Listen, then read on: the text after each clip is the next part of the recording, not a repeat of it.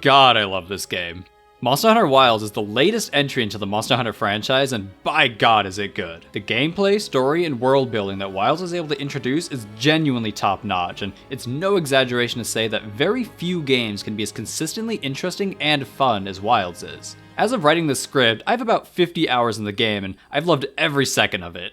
But you've also read the title. Wilds is amazing, but it's not perfect, far from it in fact. For all of the amazing things Wilds brings to the table, there are some baffling design choices that hold Wilds back from easily being the greatest Monster Hunter game of the franchise, and I want to talk about it. Which does also mean I'm going to spoil basically every aspect of the game.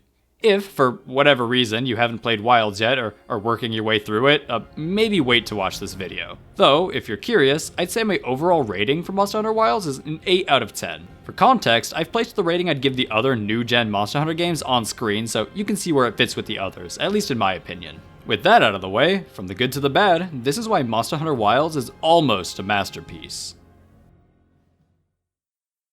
To start off the discussion, I want to jump into what's not only a significant focus for the game, but also what players are engaging with the most throughout low rank, the story.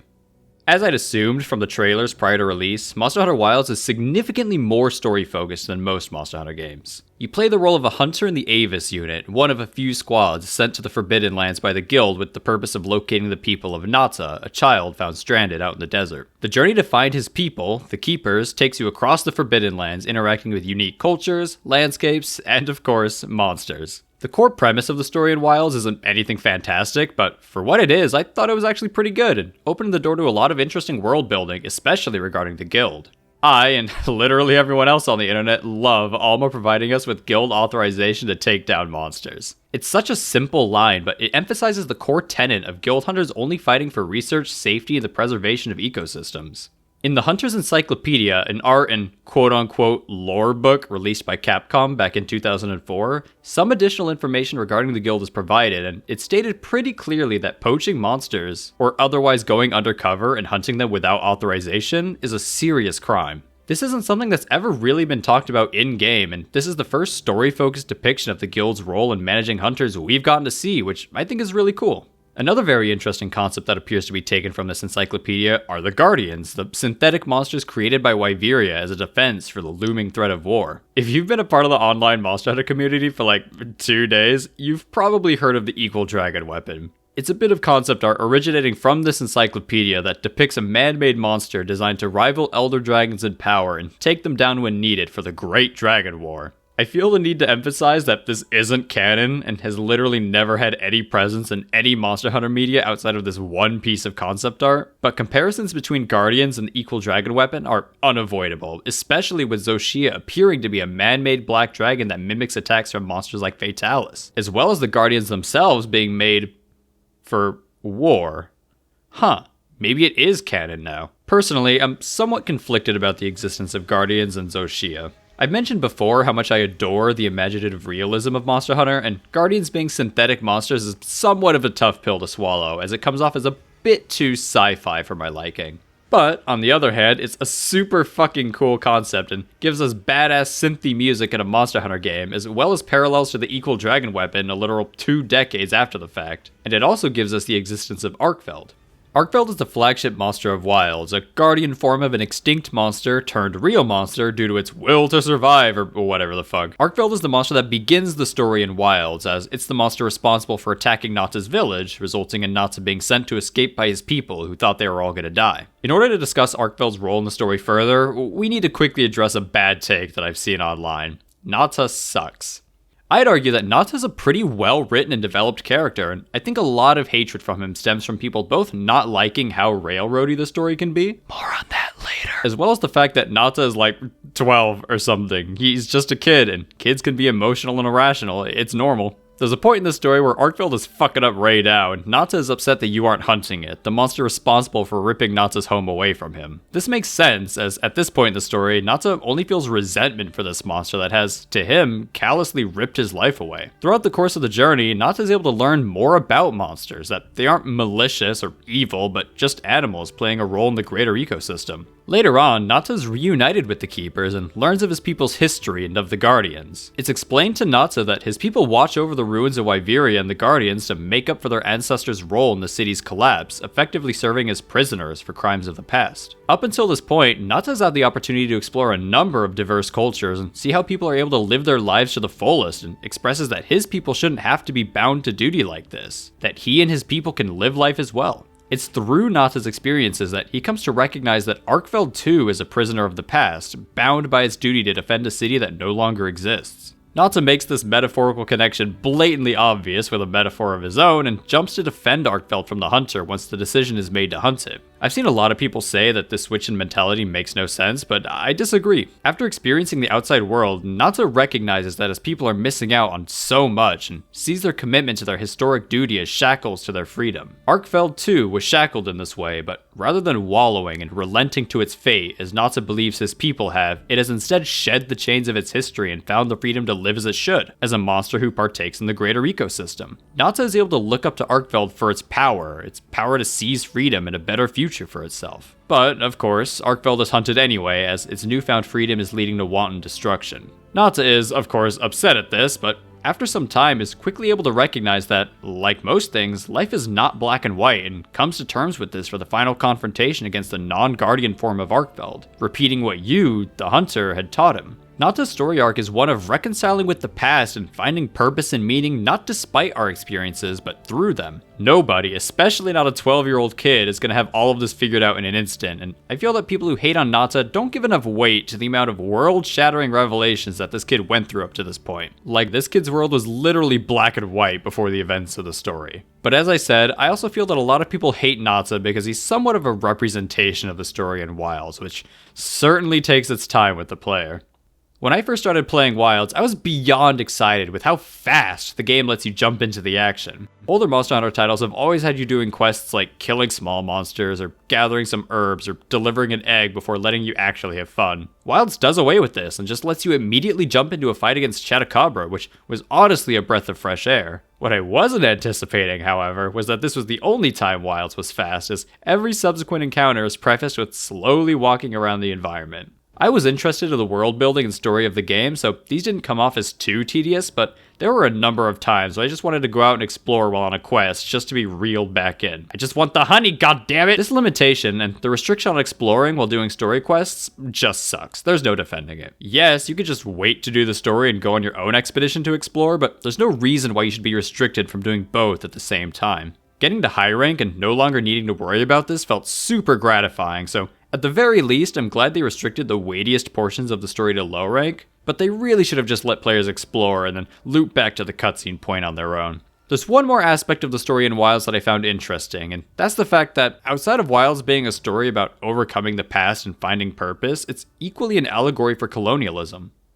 Okay, I'm gonna try and keep this section brief, as I can't imagine a bunch of people are foaming at the mouth to hear about a white guy's perspective on colonialism, but I felt it was important to bring this up, not only because of its thematic importance to the story of Wilds, but because I really haven't seen a lot of people talking about this part of the story online, despite the conversation it invites being genuinely interesting. In my opinion, Wilds handles the implications of a guild imposing on the native peoples of the Forbidden Lands quite responsibly. Throughout multiple parts of the game, the guild takes great care to practice cultural humility, demonstrated from our character's initial hesitance to use the Kunafa village's hand gesture to express thanks, to Fabius's comment that the guild won't be the one to impose itself onto the Forbidden Lands unless any specific village wants to the argument prior to fighting Shia, where Gemma correctly expresses that it's not their place as outsiders to determine what happens to the Dragon Torch. There are definitely portions of the game that led to a bit of the ick, such as Olivia's insistence that the Dragon Torch be destroyed despite the devastating impact it would have on literally everyone living in the Forbidden Lands, as well as early on when people are questioning the weapons our hunter uses. The latter one is slightly understandable, as hunting monsters in general isn't an element of any people's culture in the Forbidden Lands, and there's not going to be someone in Kunafa who knows what the fuck a gunlance is. But these comments somewhat lean into the racist stereotype of native peoples being uneducated and needing white men to step in and teach them about the world.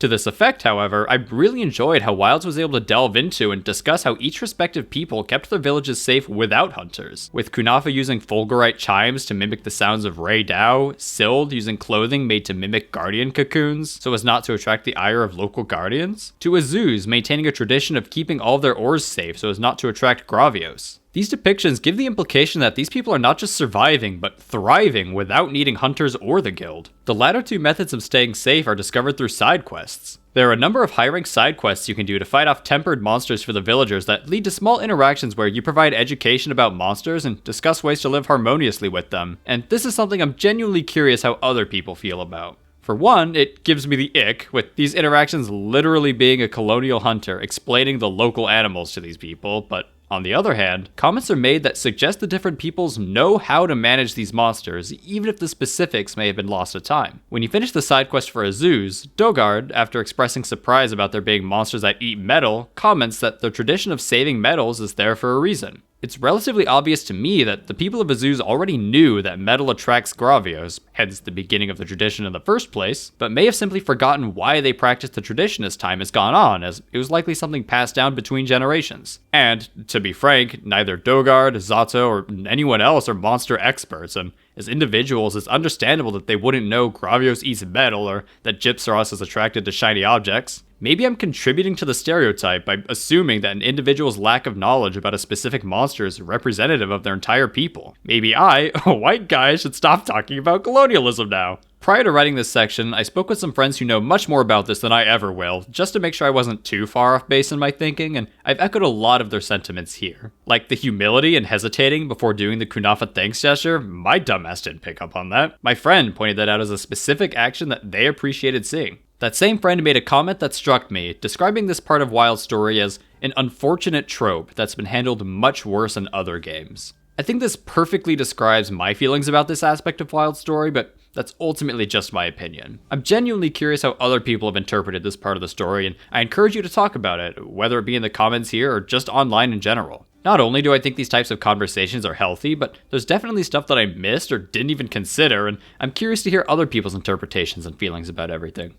Okay, we did it. The section on colonialism is over. There's one more thing I want to talk about regarding the story, and that's the characters and some of their roles in it. I feel like all of the characters in Wilds are pretty good. I wouldn't go so far to say that any of them are that deep, maybe outside of Natsa, but there definitely weren't any bad characters. Rove has quickly become a fan favorite, and it's easy to see why.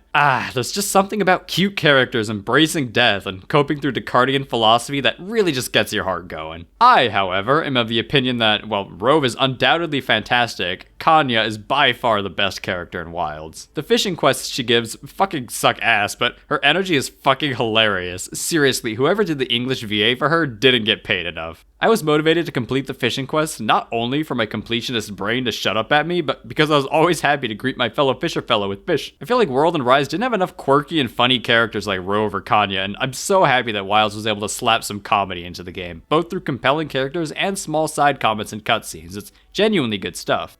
Gemma and Fabius are also pretty cool characters, and I especially liked Gemma being able to rally the people of Azuz and having a moment with Maki as she grappled with her perceptions of adulthood, a cute nod in reference to Gemma's role as Lil Miss Forge in MH4U, whereas Fabius is, Fabius. Wilds definitely takes a lot of inspiration from MH4U in its story structure, but this source of inspiration also leads to my biggest complaint in general with the story, and that's Gore Magala. Why is he here? I feel like Gore Magala had his story moment in MH4U, and I don't think it was necessary to use the Frenzy virus as the reason why the Dragon Torch got all fucky. Gore Magala's story placement being after the main arc of the story is a good thing, as Gore Magala isn't taking up the spotlight from Arkveld or anything, but at the same time, this is the placement that makes it feel more like an afterthought rather than something introduced to have a tangible impact on the Forbidden Lands. I think the idea of bringing back frenzied monsters can be interesting, but as it currently stands, they don't even do anything for gameplay outside of take 2 seconds to kill, more on this later. Overall, it felt like Gore Magala's inclusion of the story was only here to get MH4U fans to shut the fuck up, and it comes across as very fan servicey to me, which is truthfully not something I typically feel when playing Monster Hunter, unless Zinogre's involved, I guess. At the very least, from a world building perspective, I think that the best part of Gore Magala's inclusion is the fact that it's now properly classified as a demi-elder as opposed to 3 question marks, which is pretty cool, and now makes Rise's lack of a classification for Gore very odd in retrospect, but I digress. To bring all this story talk to some sort of conclusion, I think Monster Hunter Wilds, despite its sometimes iffy plot points and railroady nature, easily has the best story and characters of any Monster Hunter game. In truth, this wasn't that difficult of an achievement, but the story is, at the very least, an interesting vehicle for gameplay, which we'll talk about next. In addition to Wilds easily having the best story of any Monster Hunter game, Wilds also takes the throne for the best gameplay as well. Wilds maintains the Monster Hunter gameplay loop of hunting monsters, carving their parts, and using those parts to craft better weapons and armor to hunt even stronger monsters. Part of the process in learning these hunts and improving at them is the weapons you choose to use, with all 14 weapons being tweaked for the new generation. I've had the chance to use and practice with every weapon in Wilds, and they all feel absolutely amazing. Like, in a previous version of the script, I wrote a joke here about how heavy bowgun still feels like ass, and though Wilds has removed some of the skills like recoil down that can make some ammo types feel clunky, this is the first Monster Hunter game where I felt like even weapons I've traditionally never enjoyed just feel good to use, and as someone who's been playing Monster Hunter for almost their entire life, that's fucking amazing to me. There's one thing I did notice that helped weapons feel good, but I feel like this is also somewhat of a double-edged sword, where I noticed that some of the weapons were dumbed down and are overall a little bit less complex and have less depth than they did in previous titles. Take my main, for example, Gunlance. Not to bore you with a tutorial on optimal Gunlance play, but different ammo types on Gunlance in previous titles encouraged different styles of play, with normal giving extra damage to full bursts, long boosting the damage of Wormstake spam and Wyvern's Fire, and wide boosting charged shelling. These differences remain present in Wilds, though some have switched around, such as stronger Wyvern's Fire being moved to wide, but I never found myself altering how I play based on my ammo type like I did in previous titles, because the Wormstake Blast combo into Wyvern's Fire is now the definitive optimal thing to do. I also noticed this with the lack of armor skills like recoil down or the complete absence of deviation on bowgun. It feels like each weapon has been made more accessible and streamlined, but this also kind of kills the additional depth that altered your playstyle and makes some of the weapons feel a bit more one note, for lack of a better word. I think that weapons having a lower skill floor and being more accessible is a good thing, as the more Gunlance mains the better. We will conquer all, brothers! But I also think it lowers the skill ceiling for some of the weapons, which is a bit disappointing. Outside of this, as well as the 20 years of iterative design and refinement that Monster Hunter is reaping the rewards of, I also believe that some of the new mechanics introduced in Wilds lends to combat feeling good as well. The most obvious new mechanic is the wound system, where dealing enough damage to a certain part of the monster will open up a wound that you can destroy for extra damage and drops. I think this is a pretty interesting system, and it overall feels like a less shit version of the Clutch Claw tenderizing mechanic, but I also feel like it can be a bit too strong sometimes. I can understand why a monster would have to stop in its tracks when you're doing a focus attack to destroy a wound, as it could lead to weird looking animations and frustrating interruptions if they didn't, but this also allows players to more easily stun lock monsters into oblivion, which can feel really good, but it also makes a lot of the monsters in Wilds pushovers. More on that in a bit. I'm not a game designer, so I'm not sure how you'd even go about balancing something like this, so I'll just leave it at that. It's a cool system that sometimes feels a bit overtuned to me. Thankfully, there are much cooler mechanics that Wild introduced in addition to wounds. A large part of skill expression in Monster Hunter, and action RPGs in general, is a concept I'll just refer to as making your own openings. When someone is fighting a new monster for the first time, they tend to play more passively, observing and learning the monster's tells and attacks, and looking for openings to punish these attacks accordingly. As you fight a monster over and over again, and you begin to internalize their moveset, you'll quickly realize that you've stopped waiting for the monster to attack first before you go in. You're the one starting the engagement and actively reacting to a monster's moveset. This is a rewarding playstyle, both because being more aggressive is more fun, but also because it's a playstyle you can only adopt once you've learned to fight well enough, and is thus a physical representation of your skill as a hunter. This is a concept that's always been present in Monster Hunter, but Wilds kicks it up a notch with the introduction of offset attacks and power clashes. If you've ever seen highlight reels of people playing Monster Hunter on YouTube, you'll know that one of the flashiest displays of skill and knowledge is putting yourself right in the face of danger, landing a hit and causing the monster to die, or flinch, or get knocked out, barely scraping by without taking a single hit. It would appear that someone at Capcom realized that these moments are badass as well, and simply made doing this a core mechanic of the game. And goddamn is it satisfying. Offset attacks are definitely the crown jewel of combat in Wilds. Landing a perfectly timed offset attack is like injecting dopamine straight into my fucking brain. It's rewarding not only because you're avoiding damage and getting a quick and powerful follow-up, but because it's skillful and requires precise timing. Power clashes are similar, but definitely give a lot less of a dopamine response for me, as I think timing a block is inherently easier and safer to perform than a perfect offset attack. Despite this, power clashes also pave the way for perfect guards on every blocking weapon, and these fucking rule. The reason heavy bowgun finally felt good for me was discovering that you could land perfect guards and power clashes with it, which for me significantly reduced the burden of heavy bowgun's low mobility, all while keeping you in critical distance for maximum damage. It's just, it's so good! Making your own openings has never been easier and flashier than it is in Wilds, and it feels so good to use. I can legitimately see this remaining as a mechanic in future titles as well. In the same way that after Sekiro came out and won Game of the Year and every fucking game ever felt like it needed a posture bar in order to be relevant, I could 100% see something like offset attacks and perfect blocks being mimicked in every action RPG ever made for the next few years. The mechanic is legitimately that good. But these new tools are not without their flaws, and this leads us into the second bad take I've seen online. Monster Hunter Wilds is too easy. Discussing the difficulty of games, especially a game like Monster Hunter, is not easy, as there are a lot of factors to consider. To preface the discussion, I've been playing Monster Hunter since Freedom Unite and am no stranger to the monsters or mechanics of the game. I'll also say that I beat the entirety of low rank without carding a single time, and I beat the final boss of high rank without failing a single quest. On the surface, this might sound like Wilds is definitely too easy, and yes, Wilds provides a lot of tools to make the game easier for players. Mantles, on-demand mobility via the Sacred, the ability to restock all of your items at a camp, endemic life, traps, and focus strikes on wounds to immobilize monsters, even multiplayer in general. These are all tools that Wilds provides to the player to make the game easier. And as a result of all of these tools, I personally did not find Wilds to be very difficult.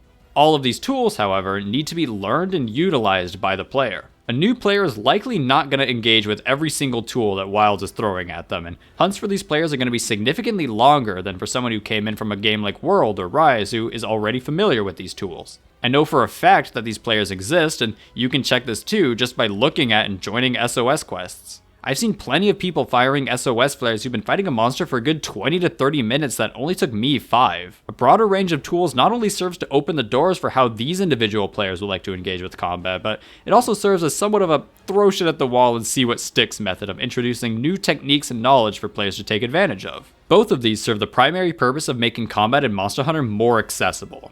I've just raved about how every weapon in Wilds feels amazing, but even after Wilds came out, I saw plenty of people online saying that they felt like Wilds wasn't the game for them, that the weapons felt too slow and clunky or that it was unresponsive. This has been a common critique of Monster Hunter for decades, and no doubt stems from people's experience playing faster-paced action games where attacks coming out the second a button is pressed is the standard. Monster Hunter's combat is inaccessible in that it has a learning curve, but it's a learning curve that's slowly being lessened with each installment, both through the refinement of each individual weapon's combos and by providing players with more tools. Both of these will always inherently make the game easier, as it provides options for how a player approaches a situation, as opposed to forcing players to simply get good. I've also seen people compare difficulty in Wilds to World, with some specifically recalling how high-rank tempered Kirin in World kicked literally everyone's ass, and that there aren't any monsters to this level of difficulty in Wilds. I do agree with this, and I'm not going to argue that Wilds isn't easier than World, but I do also want to point out that Kirin is an Elder Dragon, and at this time, Wilds doesn't have a single Elder Dragon, being, to my knowledge, the first Monster Hunter game without any Elder Dragons at launch whatsoever, which have traditionally been treated as the hardest monsters in each respective game.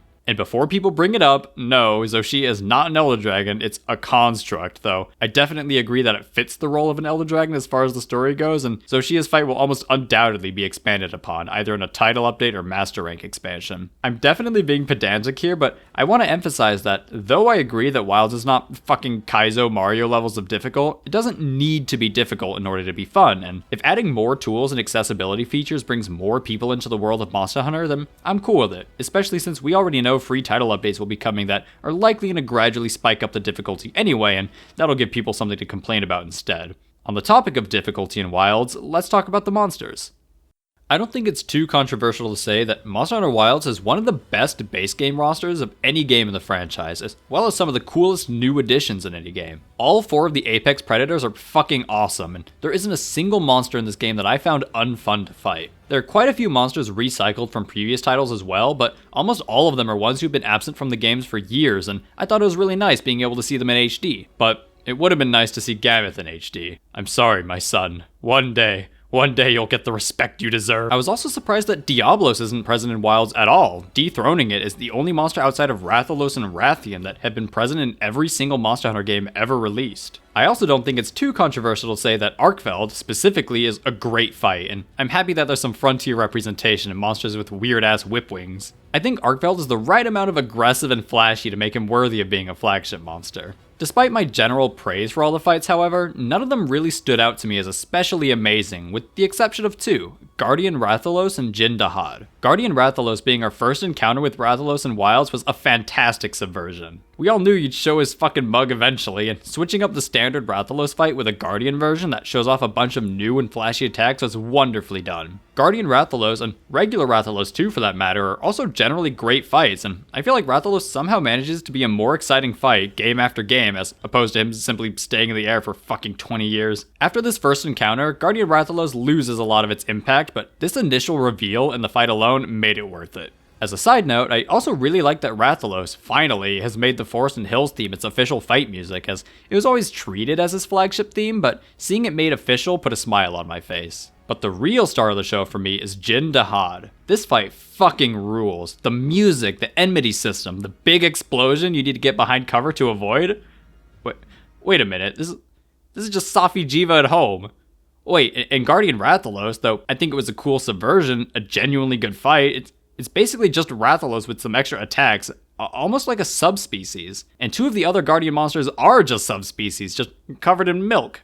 Are none of the monsters in Wilds actually that unique? All of this talk about monsters has got me thinking, why are we even hunting these guys? Some of the different versions of monsters, like the frenzied ones, literally only reward us with frenzy crystals, which serve little purpose if you're not interested in making any of the Gore Magala weapons and armor. There are the tempered monsters as well, the endgame mechanic recycled from World, which drop Ardian parts to craft cool customizable weapons, so that's kind of interesting I guess, but wait, they also drop decorations. Wilds uses the same decoration system as World, where they're obtained from quests as opposed to being crafted, fighting tempered monsters to improve your weapons and grind out decorations. These motherfuckers just did World again. Don't get me wrong, I think base World's endgame was fine. At the very least, it was better than base Rise's endgame, where you...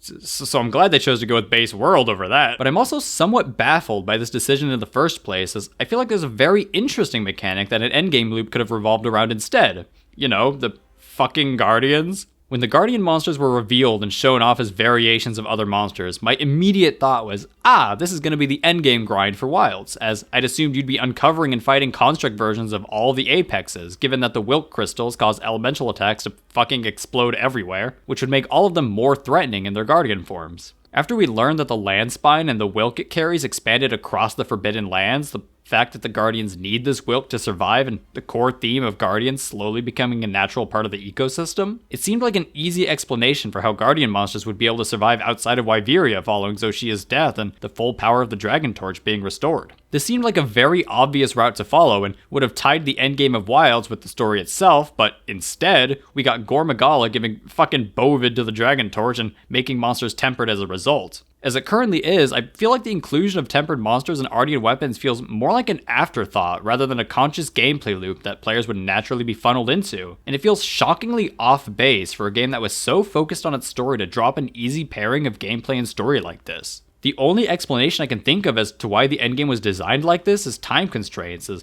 Guardian monsters receive their own weapons and armor, and thus these would need to be modeled and added to the game, but I also can't imagine that slapping some milk on the pre-existing base weapons and armor and then modifying the stats would have been that difficult or time-consuming. Currently, Guardian monsters feel surprisingly out of place in a game whose second half of the story revolves around them very heavily, and I feel like Capcom somewhat dropped the ball on making them feel relevant to the wider gameplay experience. The only good that I believe can come from the lack of this inclusion is that the Guardian forms of the Apexes can be added later as title updates, and then we could get tempered Guardian versions of them for even more difficulty, which would be pretty cool, but I still feel like this is something that probably should have been considered prior to the game's release. Either that, or they add fucking Malzeno or something and we get tempered, frenzied, afflicted Guardian Rathalos, God save us all.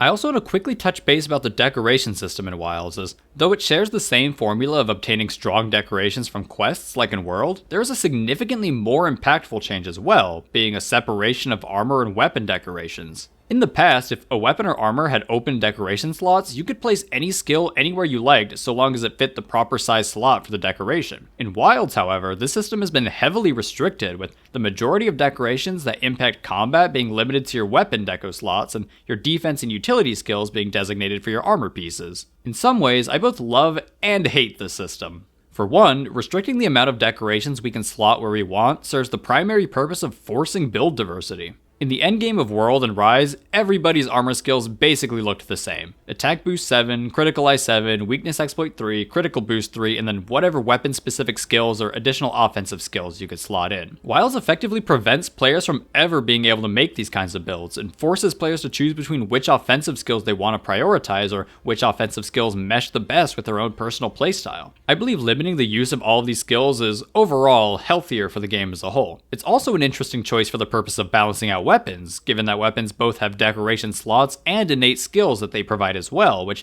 makes some weapons that might otherwise be looked over more appealing if they offer a powerful skill that fleshes out your build. Outside of offense, having decoration slots designated for defensive skills is also a very nice touch, and forcing players to use defensive skills has actually allowed me to try out some skills I never would have given a second thought to, like Adept. On the other hand, I also hate this system, because going from a game like World or Rise, where you can craft an exact build that you like, to a game that's significantly more restrictive about what you can and can't do, just doesn't feel good as a player, even if it's an overall good decision. It also somewhat hinders the feeling of progression you get as you grow better at the game and slowly begin stripping away utility skills in favor of offensive skills instead, like taking the training wheels off your bike because you don't need them anymore. It's a small thing, but I think I'll miss having it. In addition, I feel like the division between what's considered a weapon decoration or armor decoration is sometimes inconsistent. Consider the agitator skill, for example, which increases your attack as the monster becomes enraged. I can understand how this one is considered an armor skill, given that it's providing you an extra tool for when the monster is at its most dangerous, but then you also have Burst. Burst also increases your attack, but only if you're continuously attacking the monster. Burst is a skill that incentivizes and rewards an aggressive playstyle, so surely it would be a weapon skill, right? Fucking nope, that's obviously an armor skill. The only thing I can think of that explains whether something is a weapon skill or not is if it's a skill that only some of the weapons can benefit from, like how Guard and Guard Up, despite being skills that serve to reduce damage you take when blocking, you know, a defensive maneuver, these are considered weapon skills, likely because not every weapon is able to block. I don't know, I guess it just doesn't feel that intuitive is what I'm trying to say, but it was also likely made this way to pave way for easier weapon swapping mid-hunt. I made a comment in my last video about how, despite all of its horrific flaws, I felt like Dauntless's ability to swap between weapons mid-hunt inherently made more sense than it did in the Wilds demo, as there were ability cooldowns that you could wait out while using another weapon. In Monster Hunter Wilds, however, I found that the weapon swapping system was kind of pointless. Like, it's kind of cool that you can bring two weapons, but I almost never found myself in a situation where I wanted to swap my weapon out in the middle of a hunt. I'd usually just pick one and run with it. Maybe this is because I play Gunlance and don't often pay much consideration to elemental weaknesses or status ailments, but I don't know. I'm curious how other people feel about this mechanic, as it seems rather inconsequential to me. The only gimmicky use that a friend of mine found, outside of maintaining hunting horn buffs between weapons, was switching to a different weapon instead of sharpening, as switching to your second greatsword is always faster than sharpening. Speaking of other Monster Hunter likes, I also want to mention that Wildhearts' ability to set up camps wherever you want was done much better than it was in Wilds. Wildhearts, in comparison, offers so much more freedom regarding where you get to place your camps on the map, with Wilds feeling very limiting and camps feeling kind of inconsequential in comparison. Wilds does have the whole monsters discovered your camp mechanic, which makes the placement of some camps more risky, but throughout my playthrough, this really only amounted to mild annoyance that I had to run an extra minute to get to the monster instead of being there sooner. Overall, however, I think all of the new gameplay mechanics, tweaks, and even the monsters that Wilds has to offer are generally great. I feel like this is true with every new release, but I don't think that there's a better starting place to get your friends into Monster Hunter than with Monster Hunter Wilds, and this is only the beginning. World and Rise both began the trend of adding additional free title updates as time goes on, as well as adding a new gameplay mechanic alongside Master Rank with the Clutch Claw and skill swapping respectively. I'm genuinely very excited to see if Wilds continues these trends and adds even more for us to experiment with down the line. Okay, so that's it. That's my review of Monster Hunter Wilds. I think I covered everything I liked and all the bad stuff that people have been talking about. What the fuck is that? Okay, there's one more thing we need to talk about regarding Monster Hunter Wilds, and that's the performance issues. From what I've been seeing online, the majority of players suffering from these performance issues were as a result of the PC port, which is where I played Wilds as well. So, I'm just gonna come out and say it. I didn't have any fucking issues with performance whatsoever. For those who are curious, this is what I'm currently running, and I was able to play and record the entirety of Monster Hunter Wilds with consistent 60 plus FPS at 1440p on high settings with and without frame generation. There were a few moments where I suffered from some frame drops, but these were largely between transitioning areas, like going between the plains and Scarlet Forest during the story quest, likely due to the process of loading and deloading large swaths of objects. I did have some frame dropping during quests, but these only lasted about a second or two and happened very infrequently. I'd play footage of this happening if I could find where I recorded it, if that tells you anything about how uncommon this was for me. There was additionally some texture pop-in that I noticed, but this isn't anything that's game-breaking, and as I've never really been one to care that much about graphics, it wasn't that big of a deal to me. The only significant issue that I noticed that I would consider mildly game-breaking were occasional vertex explosions, which are both painful to look at and inhibit your ability to engage with the fight while it's happening. This isn't something I've been able to replicate, and I have no idea how this happens or even fixes itself, but Wilds would obviously be better off fixing issues like this. I did also have quite a few random crashes when engaging in multiplayer with friends, which was quite annoying, but outside of multiplayer, I didn't have any crashing whatsoever, so I'm not sure if it was just a networking issue that can be patched or what, but this is obviously frustrating as well. I'll also say that while in the process of working on this video and continuing to play Monster Hunter Wilds, I haven't had any crashes at all, so maybe they fixed it? I'm sorry I don't have much more to say regarding performance, as Wilds was kind of a smooth ride for me overall. That polygonal egg footage, that's not even mine. I never saw a single polygonal monster, NPC, or anything throughout the entire game. That was my friend who was playing Wilds on HDD instead of solid state, so I don't know. Maybe it's just a situation where every copy of Wilds is personalized, who's to say? Okay, now that's everything. Monster Hunter Wilds is a fantastic game that brings so much to the table with its story and gameplay, but it also has quite a few issues holding it back from being a game that I would consider a masterpiece. If you'll recall my ratings for new-gen Monster Hunter games at the start of the video, Monster Hunter Wilds easily ranks as the best base game version of any Monster Hunter game for me, and given the record-breaking sales and player count that Wilds has managed to secure, I have no doubt that extra care and attention is going to go into refining the game and ironing out these issues, and I'm super excited to see where Wilds will be in the next few months, as well as the inevitable Master Rank expansion that's coming in the future. With a bit of extra work, I could easily see Monster Hunter Wilds blowing every other game in the franchise out of the water. But until then, I'll just have to classify Monster Hunter Wilds as a demi-masterpiece. Wow, that joke fucking sucked.